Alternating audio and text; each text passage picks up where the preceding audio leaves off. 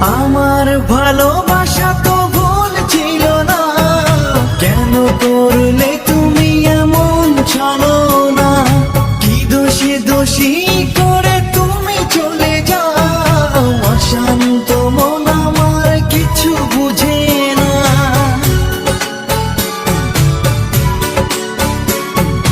প্রশ্ন করে দেখো তোমাকে তুমি, বুঝবে তাহলে আছি কেমন আমি।